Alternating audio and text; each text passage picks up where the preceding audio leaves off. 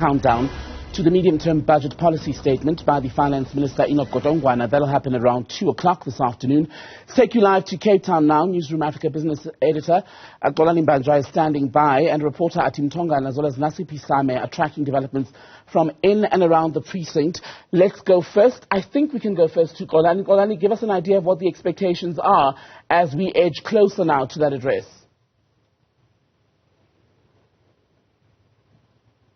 Okay, let's see if we can get Athi Mtongana up, who's at the City Hall. Athi, where you are is where the main address will happen, and already we've seen a lot of movement, various interested parties making it clear what they want addressed.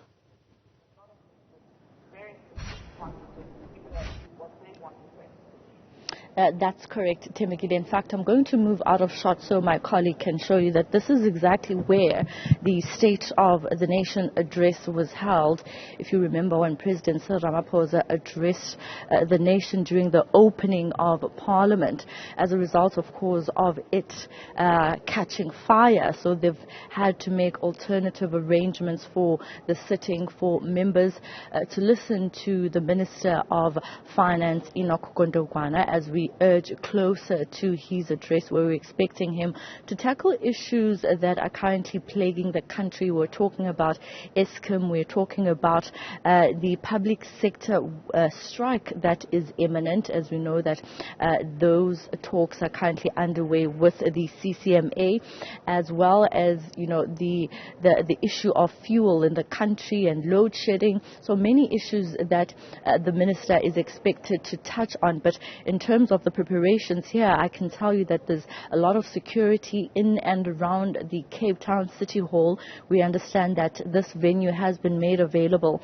by the City of Cape Town's municipality at no cost to Parliament, as they try to work out how they will be refurbishing the National Assembly, which burnt down. They have alternatively decided to come and use the Cape Town City Hall for this sitting at 2 p.m. Members of Parliament will be dropped here. This is where the buses are going to place the MPs when they arrive closer to the time. But around the precinct, there's a lot of police officers and parliamentary security that is guarding this precinct. In fact, road closures leading into this area are well enforced to allow of course, a free flow of traffic, as we expect not only MPs, of course, to come and attend, but we're expecting people from various sectors within business and society to come and listen to the Minister of Finance, Enoch Godongwana, at 2 o'clock sharp. We're also expecting him to actually do a walkabout in the parliamentary precinct with President Cyril Ramaphosa, who's also expected to attend today's budget speech. Athi Mtongana, thank you very much for that. Athi's at the City Hall in Cape Town, where the budget, the mini budget, so to speak, will be delivered today by the Finance Minister at 2 o'clock. Let's move on to some other news now.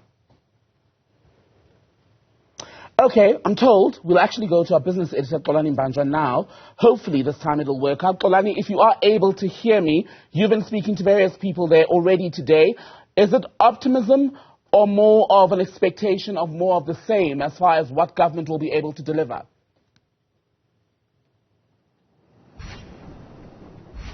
Good afternoon, Tembegile. Well, there is an expectation of more of the same and a bit of disappointment from various quarters. As you've heard, we've been speaking to economists and other political parties represented here in Parliament, and they are not really expecting too much. You heard Nkosi Mzamo Buthelezi of the IFP saying their expectations are quite low, and we continue giving that those expectations from various political parties. And I'm joined right now, Tembegile, by the Treasurer General of the Economic Freedom Fighters, Umpile Maotwe. She's joining me this afternoon on what is a day of huge expectations. What does the EFF expect to be in the budget, Umpile, this afternoon? No, thank you very much, Xolani. Good afternoon to you and your viewers at home. So our expectations are very low. Godongwana is not going to assist us with anything. Here is a minister who has failed in his duties to take the country out of poverty. We're speaking today with over 4 provinces where there's over 50% of unemployment in 4 provinces. We're speaking today with the youth of this country. Over 74% of the youth of this country are unemployed. We're speaking today with an inflation rate of over 7%. We're speaking today with poverty levels at their all-time high. But this minister does not take his job serious, and he's not going to assist us, because instead of sitting and strategizing on how to take this country out of poverty, he's busy fiddling with women and fingering women whenever he gets a chance. I mean, what kind of a pervert are we dealing with here? So we are dealing with a pervert. We are dealing with somebody who doesn't take his job serious, somebody who, despite the fact that they've been voted for by millions of people, who put their hopes on this government to really take them out of poverty. He's not doing anything to take them out of poverty. Look at Eskom. It's collapsing in his hands. I mean, Jamnanda's on this one side. He's busy closing power stations. That on its own is going to increase the unemployment rate. Jamnanda's on his own is failing to keep the lights on. What is the Minister of Finance doing? So that's what we are faced with. That's the current situation. Transnet, they've laid off people. Now today they're coming back to say they need the skills. The very same skills that they laid off not even a year ago. They can't move trains today. They are now inviting private sector to come and move trains on their behalf. We see many trucks on the roads, which is why we've got so many accidents happening on the roads. Something that Transnet had a strategy, by the way, some time back, to say we need to move cargo from road to rail. Now that cargo has gone back to the road. And hence you see this many trucks on the road that are causing accidents. So, but he takes from his president. I mean, his president is being accused of very serious irregularities. We've been accused of very serious breaking of the law. The Palapala Farm scandal is the biggest scandal ever in democracy in South Africa.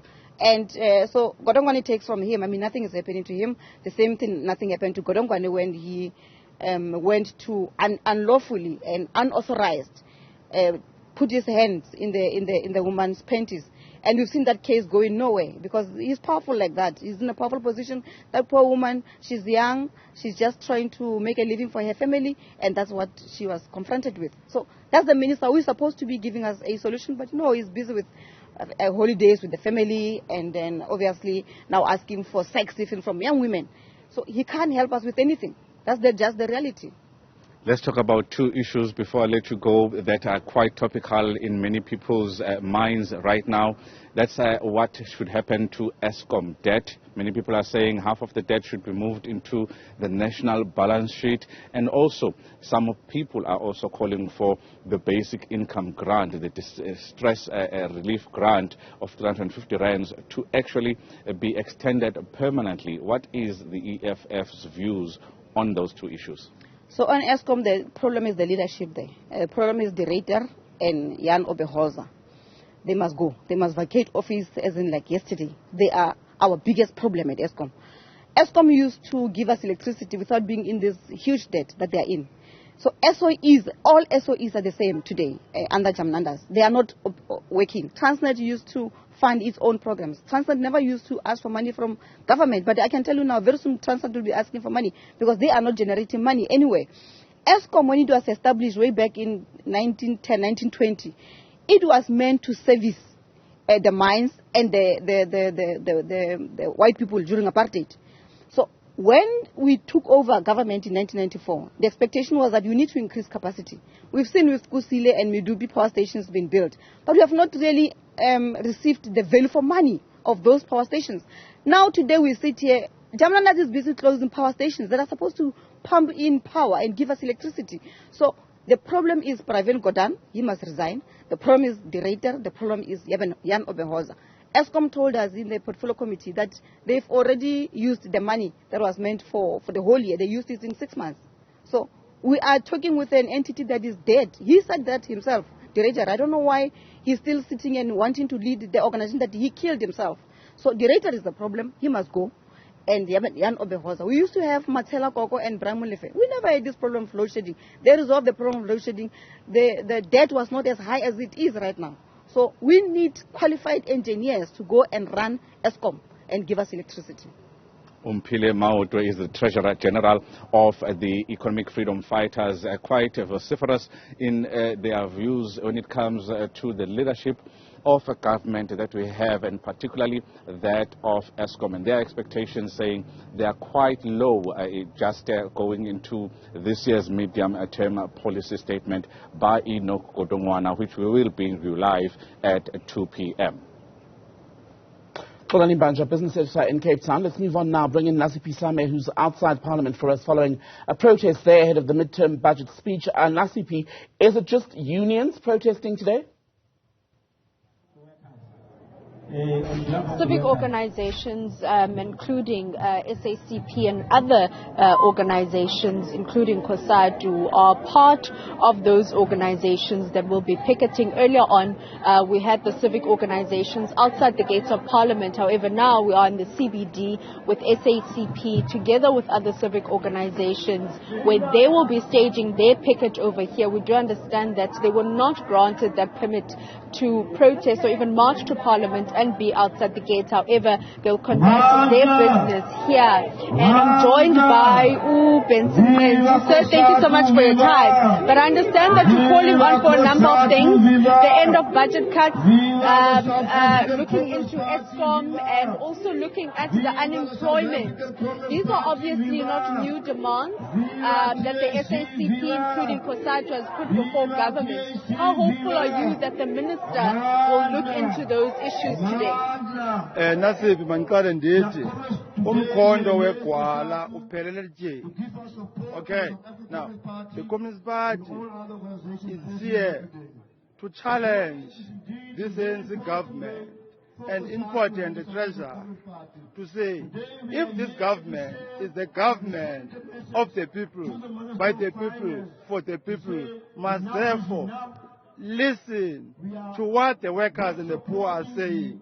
Here are the few issues which we are saying is the SACP. The first thing, in his medium-term budget policy statement, the minister must commit to abandoning privatization of our state-owned companies, such as Eskom, Transnet, SAA.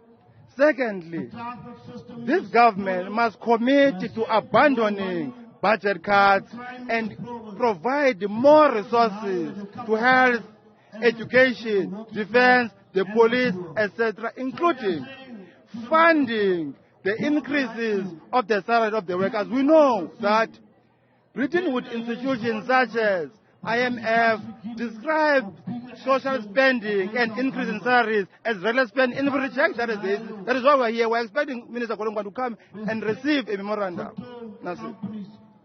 This is not the first time you are making this call. Are there perhaps maybe other avenues you can explore to have a round-table discussion with government and to hold them accountable and ensure that they meet the demands? The struggle continues, right? This is not the beginning. Throughout, since the beginning of the year, COSATU has been backing on mass action together with the Communist Party, and we are going to have a full-blown shutdown to see to it that, one, there's no privatization, as ever indicated, there's no cut in social spending, because a cut in social spending, as a consequence of that, Department of Labour terminated contracts of part-time commissioners, and who's suffering is unfairly dismissed the workers, and employers are benefiting. And this government must commit in this medium-term budget to full employment, implementation of NHI, as well as the basic income grant, because the rate of unemployment is quite worrying and is a disaster which we must confront. If we don't respond to these issues in the interest of the workers and the poor, we risk losing power in 2024. That's our worry. However, if we are voted by IMF and World Bank, we must kiss 2024 goodbye. Expand to us on that, Benson. What do you mean by saying that if you lean towards the IMF direction, you will kiss 2024 power or elections goodbye? Simply because, as I've indicated, IMF influence is responsible for what we have observed, the budget cuts for health, education, etc. That's the first thing. And that there must not be significant increase. And that is described as what? As regular spending. Why? Because we owe them. They can't tell us what economic trajectory must pursue in South Africa. They must respect our national sovereignty. That's the statement. That's the first point. The second point, the president load shedding need to be responded to by this government. If it's not responding to load shedding, we'll be in trouble. And lastly, the issue of the rail. We describe the collapse of the rail in Cape Town in particular as economic sabotage, as the workers and the poor are unable to commute to and from work, right? And we have no doubt in our mind that should we have had effective intelligence, those who are responsible for the collapse were going to be caught. Few months ago, right, some elements confronted the contract which was responsible for the reconstruction of the rail. Were those people arrested? Certainly no. Where is the police? Where is the intelligence? What is its fundamental role? So those are the questions we are posing. Minister Enoch abandoned a budget cut, abandoned auctioning of our state-owned companies. Thank you so much. We will leave it there. Mbanjwa, Secretary of the SACP in the Western Cape, obviously speaking on the challenges or issues that they want the Minister of Finance, Enoch Godongwana, to look into ahead of his medium-term budget policy statement later on this afternoon around 2 o'clock. And earlier on, speaking to those civic organizations, echoing the same sentiments, however, also adding that they would like government to start taxing the rich and also look into having a basic income grant to support those that are currently unemployed that now have to dig deep a little bit into their pockets to just put bread on the table. Live for us in the Cape Town CBD. Thank you. Much more of our budget coverage when we continue.